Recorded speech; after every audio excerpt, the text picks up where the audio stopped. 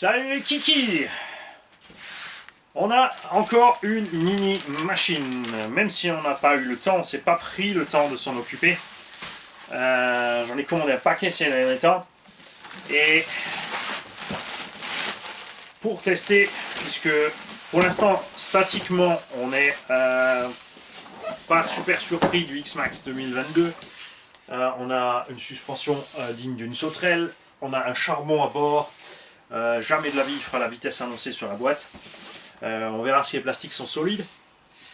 On aime son look, on aime sa façon de construire. Les pneumatiques, c'est pas non plus celles qui ont été décrites. Entre temps, donc, on a pris celle-ci. Ça, c'est une Highboxing Speed 1 dixième Racing. 45 km/h quand même annoncé, 2,4 GHz, RTR 4.4 à partir de 14 ans. 7,4 volts, 1500 mAh, tout comme le X-Max 2022 donc. Et là, par contre, normalement, on ne sait pas si ce sont des amortos à friction donc, ou à hydraulique. On a Powerful High Speed Motor, RC System inclus, bon blabla. On va voir ça. Je ne connais pas la ref. Est-ce que la ref est dessus? Parce que j'ai remarqué, il y a toute une communauté fan de WTOY. Ils parlent qu'en référence, les mecs. Ils te parlent pas du modèle, ils donnent les numéros, eux ils savent tout de suite ce que c'est, de quoi ils parlent. Ouais, la 1049 elle est mieux que la 3929, etc. etc. C'est bien, pensez aux autres. Moi aussi j'essaye. Donc ça, c'est la 104009. Et interdit de 0 à 3 ans, carrément. On te demande de recycler les batteries, faire attention à l'écologie, tout ça. Et ça s'arrête. Le carton est solide, c'est prévu pour l'envoi, peut servir aussi de carton de transport du coup. Si tu fixes une petite sangle pour avoir des poignées. Cet engin aussi fait partie de tous ceux qui surfent sur « je ressemble à Traxxas ». Parce que c'est assez marrant le nombre de gens qui supportent pas Traxxas et la la la. Mais si tous les Chinois copient ce que font les autres, parce que ça marche, pour avoir de la visibilité, on se pose quand même des questions. On a une roulette livrée avec et un pare-choc très souple. Tout ça est joyeusement viscruci. Le petit chargeur automatique par port USB 5 volts jusqu'à 2,5 ampères. Input, donc attention sur quoi tu le branches. Maximum input 2,5 ampères. De toute façon, il fait que tirer le jus. Donc, normalement, si tu mets ça sur une 5 ampères, il ne devrait rien se passer.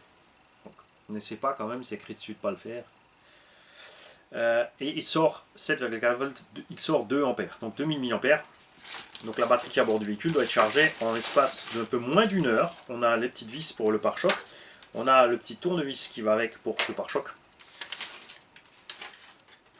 On a l'explication.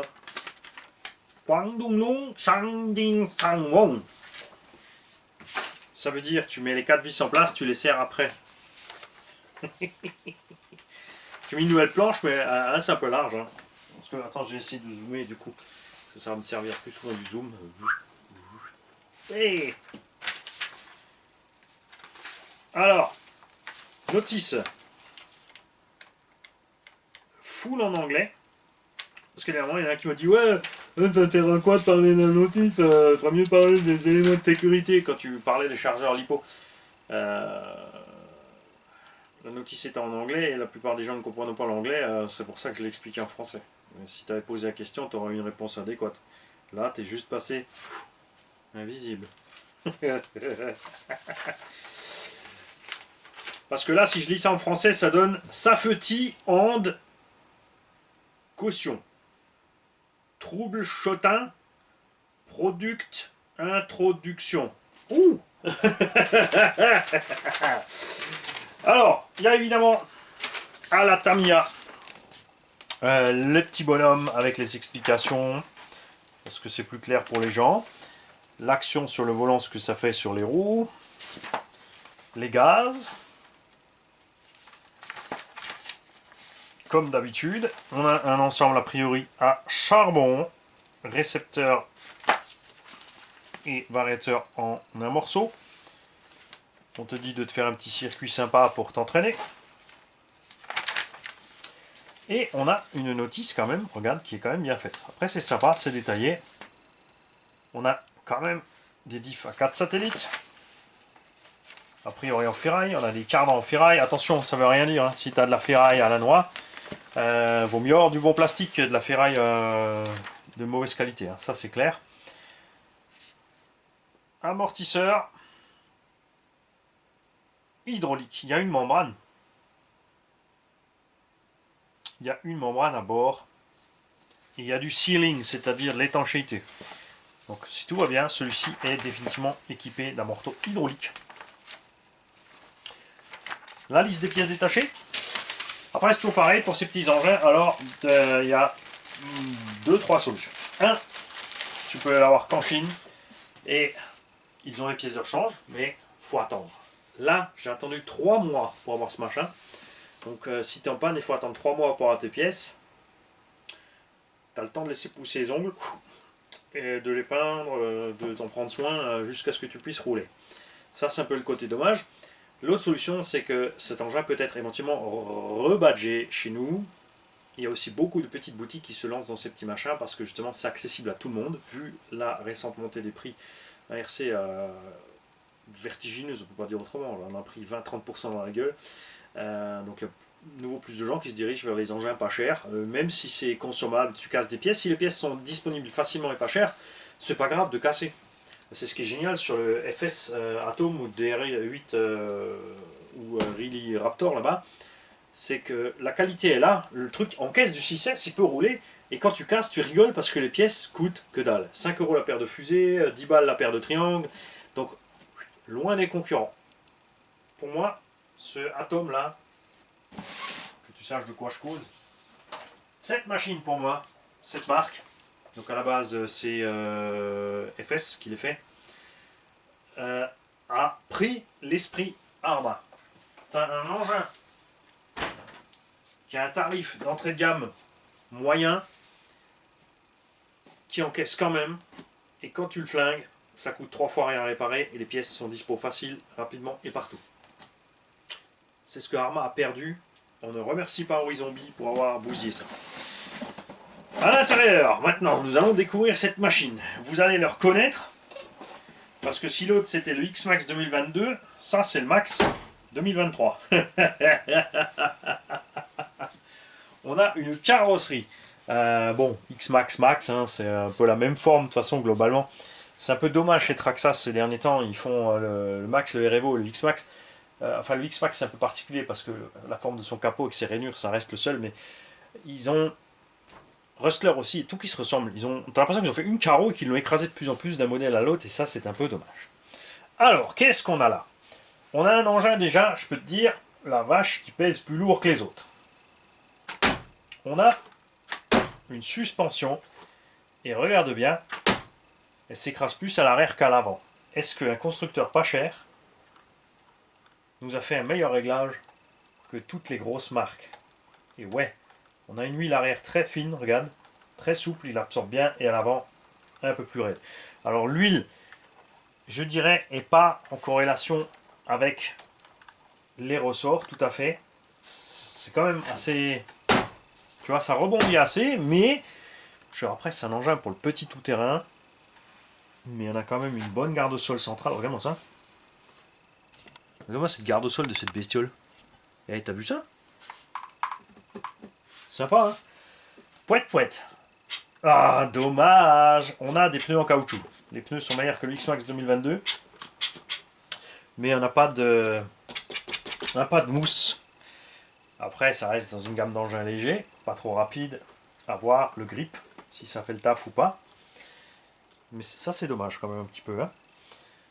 Ils ont pris soin de faire quand même le cerclage des jantes aux couleurs de la carreau, bleu et orange évidemment. De toute façon, on sait que c'est un winner point de vue mélange de couleurs. Pour ceux qui aiment, évidemment, toujours. Ceux qui aiment pas, ils vont pas comprendre. On met un fond blanc pour que ça ressorte plus. Waouh! On a un arceau. À voir maintenant s'il est interne. On a une protection de toit. Et on a des vitres découpées et des pilotes dedans. Et ça, c'est formidable. J'aime beaucoup ça et on aurait évidemment bien aimé que ça soit le cas aussi sur les grandes marques. C'est franchement chouette. L'inconvénient de ça, c'est que tu peux rester accroché là et arracher le toit. Et c'est là qu'on va voir maintenant justement au niveau des protections ce que ça donne. On a une protection de benne aussi à l'arrière. Et on a un truc délirant. Où est ma télécommande?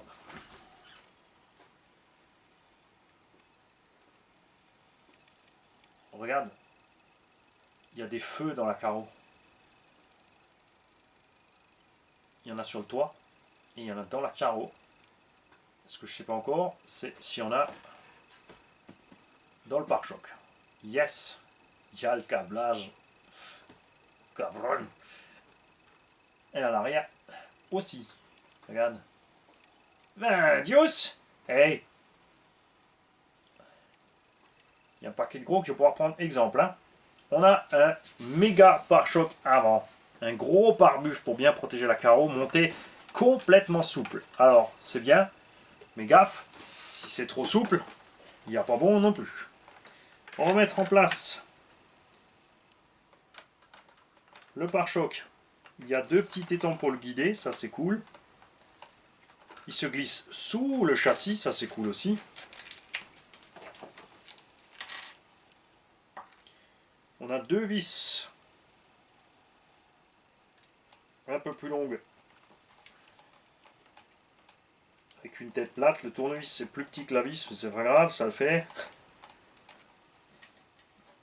Je suis pas au boulot, donc personne piquera sa crise. À l'échelle 1, évidemment, si tu prends un tournevis 3 en tant que professionnel dans une vis de 2, c'est pas bon. Dans une vis de 4, c'est pas bon non plus. Alors ça, on va le fixer après encore. Le dessous. Il faut que j'arrête de faire le tour de la planche en fait. Hein. Arrête de faire de gros plans, on devrait gerber. Passe-moi le bio-PQ. Nous avons 4 triangles en... c'est pas de l'alu, je dirais que c'est de la fonte de quelque chose, de la fonte d'alu. Donc du recyclage, tout simplement. Ce qui explique aussi la masse. Est-ce que c'est bien ou pas? Je ne sais pas encore. Je ne suis pas un grand fan en général des triangles en ferraille. À la limite, porte-fusée, fusée ferraille, mais un triangle qui reste flex au milieu. Pour éviter quoi? Pour éviter de péter tout simplement les cales de train ici, parce que c'est elles qui vont morfler. On a 4 cales de train aussi en ferraille. Vis qui est vissé dans ici l'avant de la cale, le filetage est dans l'alu là, ça c'est des trucs pas spécial. On a, notez les gros, hein, notez les gros constructeurs là, c'est un MT qui a des butées de suspectes pour éviter d'arracher la morteau. Parce que ce qui arrive souvent en MT, ça arrive aussi avec les autres, mais moins parce qu'il y a moins d'inertie, il y a moins de choc, c'est un peu moins violent. C'est que sur les roues, les boulets, quand tu fais un tonneau, tu tapes sur la roue là et tu tires sur la roue, donc tu arraches les amorteaux. Et là, il y a des petites butées. Et en plus, on a des vis dans les triangles, donc on peut régler la butée. Après, ça reste une butée en plastique, hein. Même pas. Elle est en alu.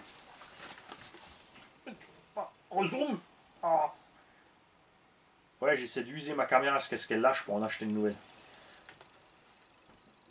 C'est de l'alu. Ou de la ferraille, de la fonte d'alu, un truc du genre. Le châssis, lui, il est en plastique. Ah. Ça va rallonger l'effet de la vidéo avec ça. On va se mettre là. Là, on était bien, là, comme ça. Hein. Tu vois, juste, voilà. On est pas mal. Carrosserie fixée par clips, ça c'est dommage. On aurait aimé le mélange là. Le mélange là, tu vois, du X-Max 2022 et de ça. Parce que lui, il a plus de protection sur la carreau que l'autre. Il a tout le kit LED. Donc attention, il y a un kit LED, ça veut dire qu'il y a un câble qui relie à la machine et c'est collé. Ils ont collé la chose, donc attention, si tu veux enlever la carreau, tu peux pas. Ça c'est bouillon. À l'intérieur, on a bien un arceau, regarde. Plus la cabine de pilotage, on a un renfort arrière avec les feux arrière, un renfort avant avec les feux avant. On a un kit de feu qui va dans le pare-choc avant. Je vais rapidement, pendant que vous admirez l'avant, m'occuper du tulle. On va rajouter les deux vis là. Donc des vis à tête fraisée qui vont donc dans des trous fraisés aussi. Hein. Quand tu mets une vis plate dans un trou fraisé, soit elle est plus grande, elle est sur la portée autour. Dans ce cas-là, le filetage de ta vis éventuellement abîme la pièce ou déforme quelque chose dans la pièce. Si tu utilises une fraisée sur du plat, tu as la portée conique qui va buter sur ta pièce, donc un gros effort à cet endroit-là, c'est pas bon. Support de carreau hyper flexible, tourelle flexible, c'est pas forcément mal, hein. Alors, ce support arrière très large. Est-ce que c'est bien ou pas? Donc déjà la carreau elle pèse, hein, à cause de tous ces renforts et de ce kit LED.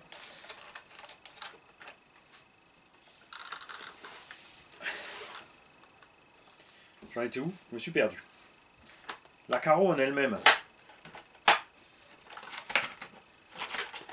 Ouais, ça, c'est tellement large que les clips sont dehors, donc ils vont rapidement dégager. Là aussi, ils sont très exposés, donc pensez à les fixer à la carreau, mais pas. PVC. Par contre, ça c'est dommage. Bon, avec l'arceau, ça devrait encaisser un petit peu quand même, mais bon. Moteur à charbon 540. On a, ouais, c'est à peu près le poids du STX DTX, donc on aura peut-être des performances similaires, donc on va tabler plutôt sur 35-40 que vraiment 45, sauf s'ils ont mis un étagement long, mais après du coup ça va consommer aussi. Donc le variateur récepteur et l'interrupteur marche-arrêt est sous le véhicule avec la batterie. On a un servo taille standard, ouais, no name, pignon plastique, sauf servo non réglable, mais type 1/8. Est-ce que ce sauf servo, nickel, ben, un bon réglage. On a des biellettes à pas inversées partout, à la direction, même sur la biellette principale, dans ta face, en main. Poum. Les amortos hydrauliques ressemblent énormément au LC Racing en plus grand, donc bah ouais, faut pas chercher loin, hein, c'est du VL Toys. Donc comme ils ont fait... Alors on ne sait pas hein, évidemment qui sont les fabricants. Je sais que l'LC Racing existe depuis bien plus longtemps que leur copie chez VL Toys. Donc est-ce que LC Racing est le fabricant de base? Est-ce que VL Toys copie? Est-ce que c'est une version dégradée fabriquée au même endroit? On ne sait pas. Est-ce que ça nous intéresse? Pas plus que ça. Ceux qui savent, bien sûr, et qui s'intéressent, renseignez-vous, trouvez. Partagez-nous ça. Donc c'est déjà cool qu'en cas de casse cerveau, on peut le remplacer. Mais attention, c'est pas un standard, ça reste un 5 fils. Il y a des 5 fils à pignon métal quand même sur le marché disponible, pensez-y. Ceci est donc la trappe Slipo. Je vais te zoomer encore un peu, désolé. C'est le temps que je m'habitue. Il faut pousser en avant. Il faut tirer dessus en même temps. Alors ça, une fois qu'il y aura la saleté dedans, ça posera problème. Et on a ici donc une Lipo 2S 1500 mAh, prise DIN. Donc ça, ces batteries-là, tu les trouves en lot de 3 en général pour 10 balles. Mais alors, je crois ou 10 ou 15 balles avec le chargeur. C'est sympa. Donc tu peux mettre une Lipo normale, hein, tu n'es pas obligé de mettre un double boîtier comme ça. Ce qui est bien, c'est qu'il y en a plein sur le marché, à voir après. Alors ça c'est une ICR 18650. Je te dis bêtise, c'est pas Lipo, c'est lithium-ion. Stop. C'est une 18650, donc c'est du lithium-ion. Donc on est tranquille niveau sécurité, c'est cool. Donc c'est aussi ce qui est livré dans beaucoup d'autres machines du genre. Je voulais mesurer. C'est évidemment pas un engin de bâche. C'est un engin pour débuter, rouler, découvrir la RC et se faire plaisir. 3,80 par cellule, elle est donc en mode storage. Est-ce que j'en ai une qui traîne là, avec la cordon DIN qui est déjà chargée? Non. Bon, bah, tant pis, on fera ça avec le mode de storage. On branche la Lipo. Il y a de la place en plus pour une plus grosse. Hein.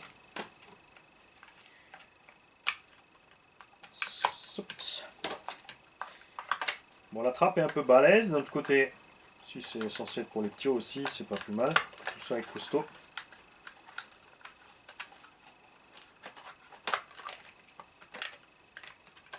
Bon, la batterie là-dedans, par contre, elle va se balader à mort. Je conseillerais de mettre un petit de quoi caler, même si et je pense pas qu'elle va encaisser des chocs monstrueux là-dedans.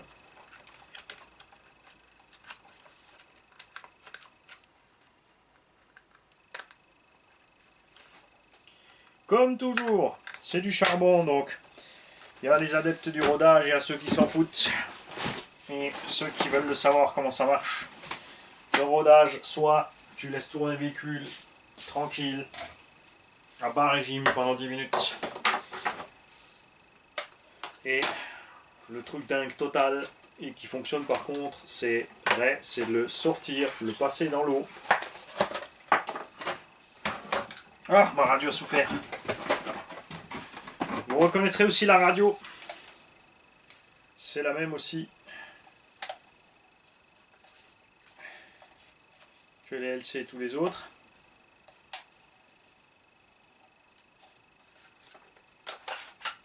Fonctionne avec 4 batteries NiMH ou alcaline. Si tu mets des NiMH, n'oublie pas, tu perds un peu de portée. Moins il y a de volts, moins tu as de portée. Mais ça ne veut pas dire que c'est insuffisant. C'est un engin, je pense. C'est pas le genre de truc que tu vas rouler à 100 mètres ou aller utiliser pour faire du FPV. Hein. Donc on va mettre la radio en route. Il y a un trim des directions et un dual rate des gaz. C'est bien précisé dessus, dual rate gaz. On met en route là. Est-ce qu'il faut rester dessus? Ouais. Tu restes dessus et la lumière clignote, il s'est armé. Et regarde, il fait des petits clignotements pour te dire...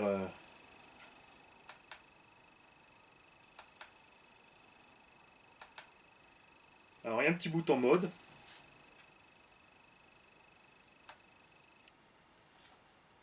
Ah ouais. Alors derrière on a des clignotants qui clignotent et des stops. Ça change rien en fait. Hein. Dès que tu touches la radio, la lumière reste fixe dès que tu touches la radio. T'as un trim de direction mais pas de dual rate de direction. Ça braque pas mal. Ah, il a l'air balèze le petit cerveau, regarde ça.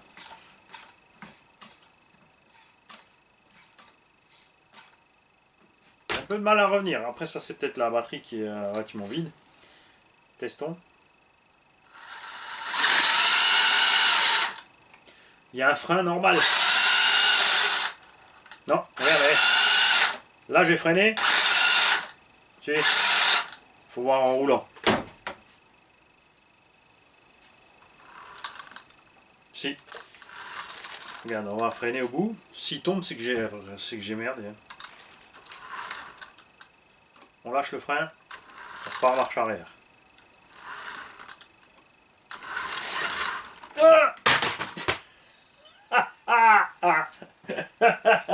Hey, ça compte, ça compte. Elle est sur les roues. Elle est sur les roues. Du coup, on va pouvoir tester d'office direct la solidité du pare-choc avant. Et ben, il a encaissé. Alors, comme dit moi, ce que je crains, c'est sur les chocs pour les tuyaux. Avec ces triangles en fond d'alu, soit ils vont se plier ou autre. Soit ils vont... tu vois, la cale ici est dans le vide. Hein.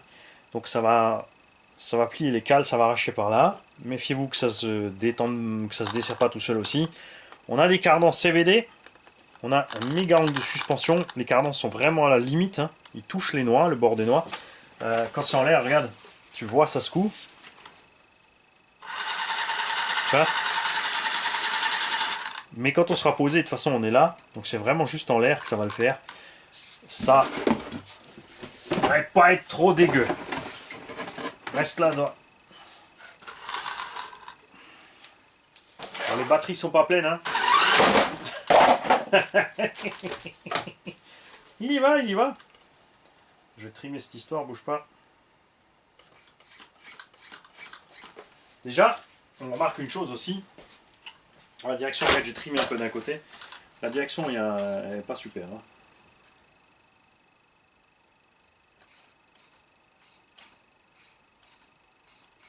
marche super bien d'un sens, mais a du mal de l'autre. Donc il faudra voir si tout est bien libre à ce niveau-là. Au niveau des diffs,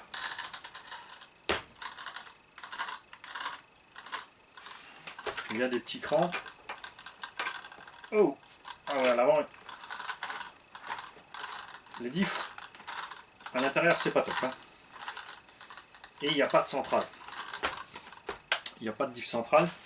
On va vite jeter un coup d'œil à la notice, voir ce qu'ils ont prévu au centre.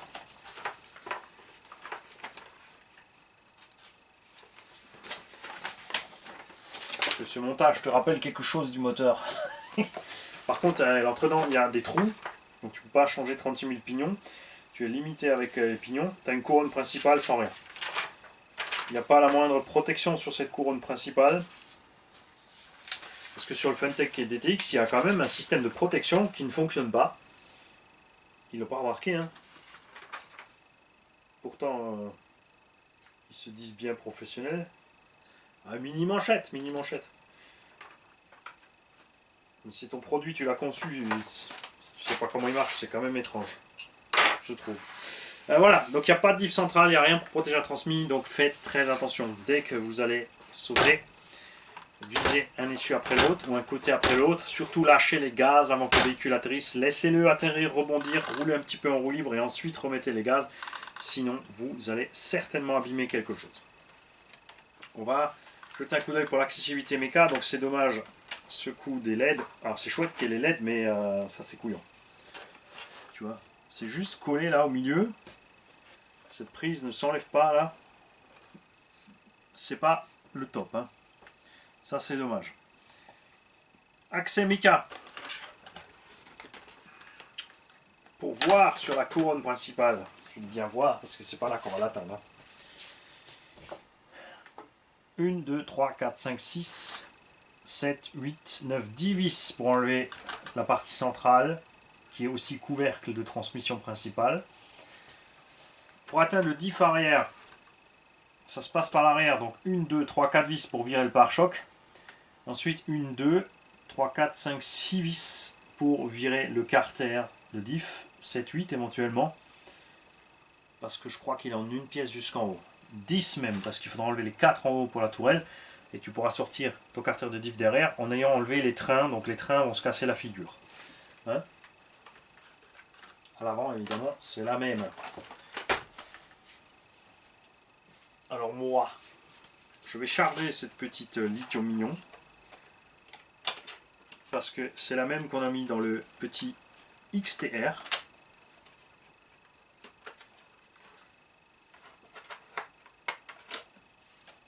Ah c'est rigolo, t'as vu, ça s'est éteint tout seul au bout d'un moment. Ou est-ce que je suis resté sur... Non, impossible de rester sur le bouton comme ça. Alors, c'est bien que ça s'éteigne, mais c'est aussi un piège, parce que la batterie reste branchée. Après c'est du lithium-ion, donc au pire la batterie sera vide. Mais je peux que vous inviter quand même à faire très attention à ça, donc si vous laissez rouler le petit avec, parce que c'est vrai qu'avec des lipos, tu peux pas laisser rouler le petit tout seul. Même un Jones, hein, 13-14 ans pour là, même s'il est responsable. Je veux dire, nous déjà les adultes, on est très vite distraits. Hein, donc on ne peut pas demander aux gamins de faire mieux que nous. Et de pas une fois s'oublier, parce que du coup voilà, vous avez fini de rouler, vous en avez marre. Il y a le pote qui est passé avec le ballon de foot et hop, ça allait jouer au foot et tout restait branché. Donc surveillez ça. Là, vous dites c'est lithium-ion, je peux laisser rouler le petit tranquille, quand la voiture avancera plus, ben, il ne se passera rien d'autre. Mais ça reste de votre responsabilité d'aller checker la machine et de s'assurer qu'il est tout bien fait. La confiance n'exclut pas le contrôle. C'est pas parce que tu sais que ton petit ne va pas merder que tu ne dois pas contrôler. Parce qu'il suffit d'une fois que ça ne se passe pas comme voulu. Et si tu contrôles et toi aussi, c'est mieux. C'est une double sécurité. Alors, j'en sais pas plus pour l'instant sur la qualité de la machine. Je suis agréablement surpris par la suspecte. Un peu déçu qu'il n'y ait pas de mousse dans les pneus. Le cerveau de direction m'a l'air balèze, même si la direction réagit bizarre. Pourtant, il n'y a rien de coincé là. Donc on verra ça à l'usage en roulant, ce qui se passe. Qualité des plastiques, on ne peut pas en parler avant. Comme dit, les cardans, tout ça, les axes de cardan, les noix, c'est pas parce que c'est en ferraille que c'est forcément bon. Tamiya a fait largement ses preuves avec ça. Ils ont des noix en plastique avec des axes surdimensionnés de 4 mm ou plus à l'intérieur pour le cardan qui reste aussi en plastique. Parce qu'il y a un avantage non négligeable au cardan plastique. Je parle même pas seulement du télescopique. S'ils avaient fait juste un dogbone en plastoc bien épais, il y a le flex du cardan. Le cardan peut encaisser un certain flex, donc les chocs sur la roue sont amortis par rapport à la transmise, ou la transmise ne ressort pas le choc qu'a pris la roue. Il y a une petite latence aussi, le temps de passer les puissances et tout, qui est pas plus mal, accélération, freinage. Donc c'est viable, surtout sur des engins un peu plus petits comme ça, légers. Le cardan télescopique, c'est sûr, c'est ce qu'il y a de mieux, parce que quoi qu'il arrive à ta suspecte, tu tapes fort sur le côté, tu écrabouilles tes triangles et tout, le choc ne va pas au diff. Donc ça, c'est à voir. Autre chose qu'on n'a pas regardé, c'est bon. Débattement de suspension, donc à fond en bas, on est un peu ras de toucher, mais à fond en haut, on ne touche pas la noix. À l'avant, pareil. Et les axes ne sortent pas à aucun moment de la noix, même débattement à fond.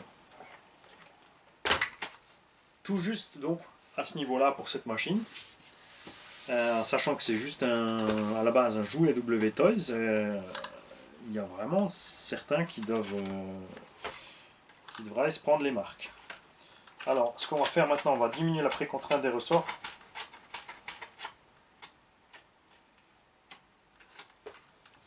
Pour voir quelque chose. Si, du coup, il va perdre un peu de hauteur, hein, mais c'est pas grave, c'est statique. Du coup, au niveau des huiles, c'est moins violent. Hein.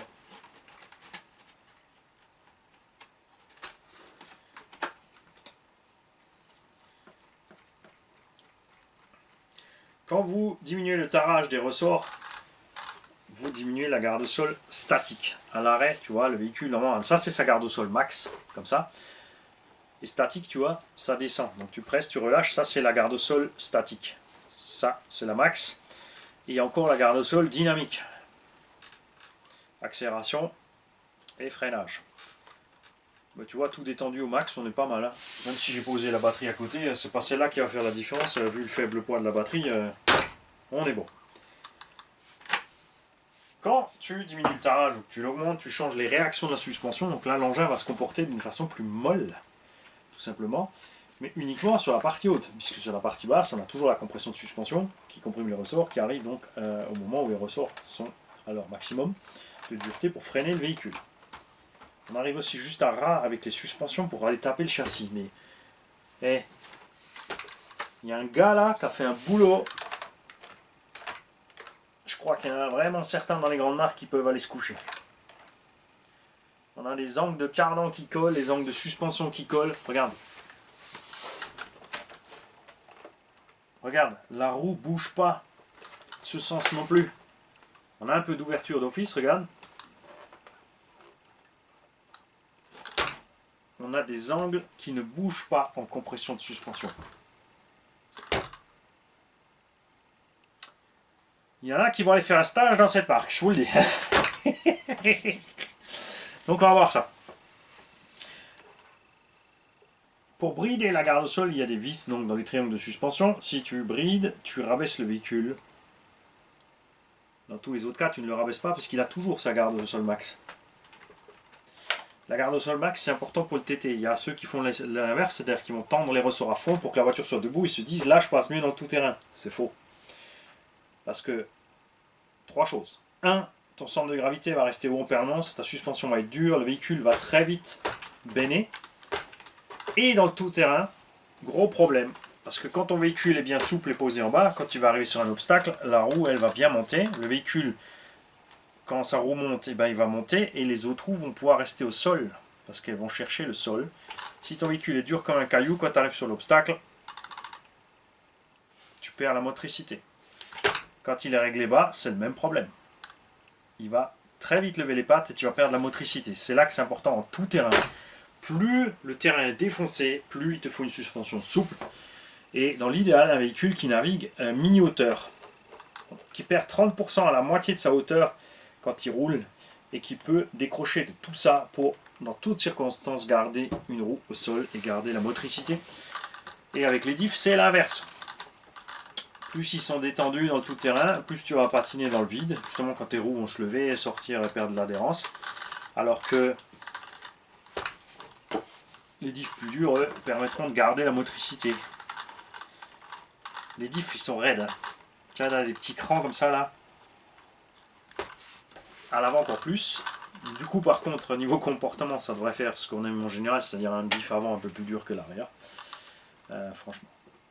Donc, contrairement au X-Max 2022, c'est une bonne surprise. Le X-Max là, 2022, ça m'a déçu les ressorts et les pneus. Et comme dit après, à voir niveau construction, niveau le reste, ce que ça tient.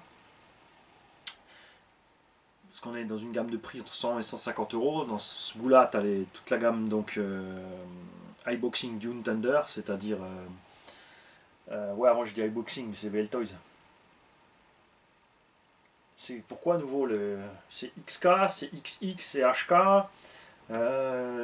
Les pros là du machin pas cher, je compte sur vous pour m'expliquer ce que c'est que ça. C'est quoi le logo là? Parce qu'on dit tous toujours WL Toys, mais c'est pas WL Toys. Vous me dire c'est normal, ça c'est l'iBoxing, ouais, mais pourquoi c'est HK? C'est écrit nulle part la marque, c'est rigolo. Ça évidemment je pense que ça va être rebadgé à plusieurs sauces, hein. À mon avis Carson va mettre son grain de sel aussi pour rebadger ce truc là. Donc à voir.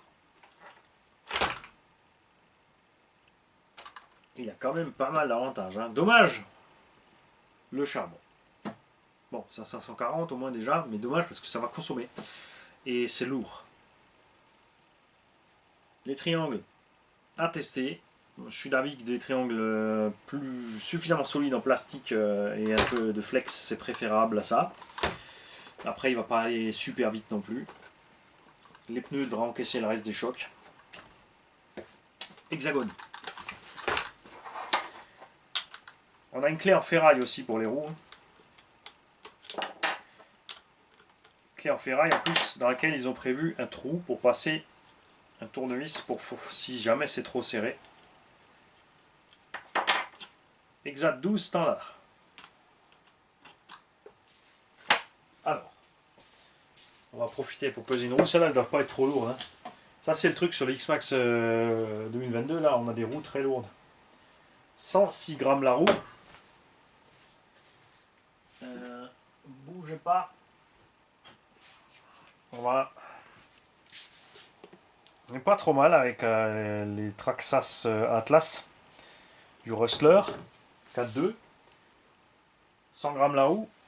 Avantage, on a un peu de déport pour ceux qui veulent élargir. Pas mal, hein? C'est pas mal. Ça, pas mal. Alors, si tu veux pas élargir, tu prends sans déport, sinon tu prends avec. Ah, c'est dommage, je les ai tous rangés avec les engins tombola. Là, on aurait pu voir ce que ça donne avec les Louise ST. Pas les MT, elles seront trop grandes. Elles seront trop grandes. Donc voilà. Bon, les Louise ST sont un peu plus lourdes. Niveau taille, par contre, ça devrait être pas mal. N'oubliez pas, quand vous upgradez votre véhicule, si vous mettez les autres roues, si elles ont plus d'accroche, le véhicule va être... Alors, il va mieux avancer, mieux freiner, mais il va se renverser plus. Il y aura plus d'efforts sur la transmise, surtout qu'il n'y a pas de diff centrale et tout, donc il va partir plus vite en wheeling. Il y a le poids qu'il doit à prendre en compte et la taille. Si les roues sont trop grandes, ça va forcer niveau moteur. Ça va aller un peu plus vite en vitesse finale, mais ça va forcer niveau moteur. Donc, pas l'idéal. Ceux qui ont déjà cette machine, vous signalez, bien sûr, évidemment. N'hésitez pas, prévenez juste. Quand vous voulez partager, si vous savez, il y a un bon plan actuellement pour cette machine. Moi, je crois que je l'ai payé dans les 120-130 euros.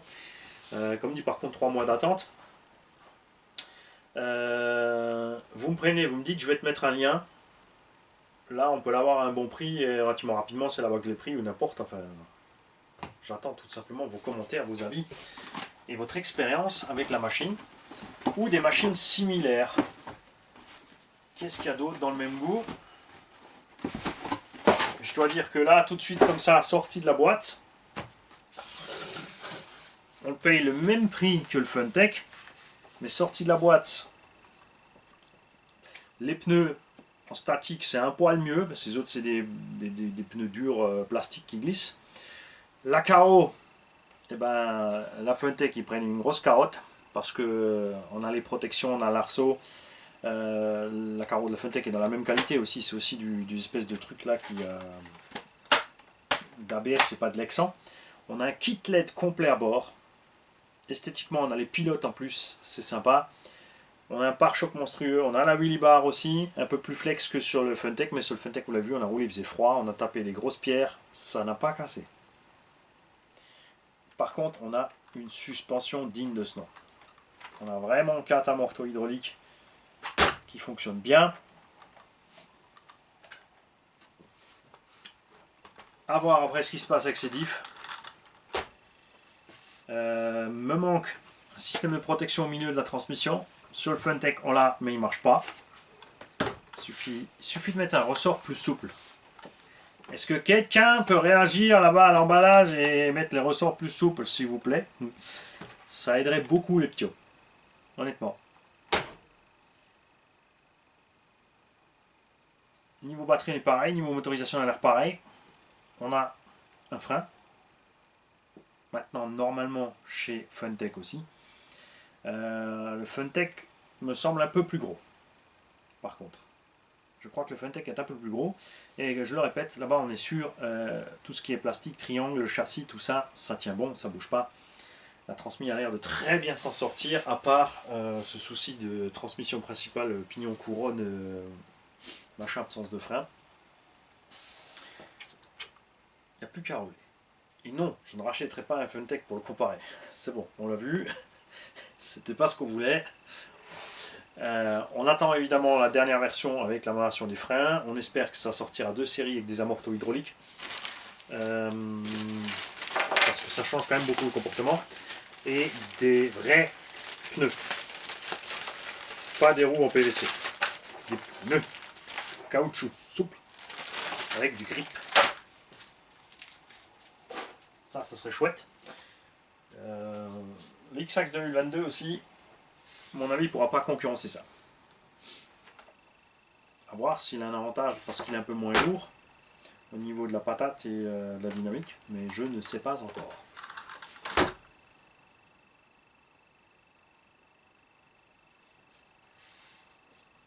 Ne mettez pas de 3S là-dedans, ça ne tiendra pas, je pense, ni la construction Mika, ni le Vario, ni rien. Si vous mettez une lipo avec plus de capacité, genre ça c'est une 1005, vous mettez 2000 ou 2005, n'oubliez pas une chose, c'est un moteur à charbon. Si le petit roule trop longtemps avec le moteur à charbon, plus longtemps il roule, plus le moteur va chauffer. Et donc vaut mieux avoir des batteries qui tiennent franchement 10-15 minutes, avoir plusieurs batteries. Et il faut aussi bien expliquer à vos jeunes que, et à vous aussi, il ne faut pas vous emporter, il faut laisser refroidir la bête. Vous avez vu le Funtech STX, quand j'ai mis gaz, quand on avait le potard à fond et tout, la batterie a tenu 15 minutes, mais tout était bouillant, alors que dehors il ne faisait que 10 degrés. Et ça, c'est pas bon. Ça veut dire qu'en été, tout va chauffer, fumer, et qu'à la fin, genre quand tu as fini de rouler, tu peux cuire un œuf, c'est un problème. C'est pas bon. Surtout s'il n'y a pas d'à côté qui surveille, parce que déjà, le petit peut cramer son moteur, son Vario, sa batterie, et évidemment aussi se cramer les doigts avec au passage. Donc gaffe à ça.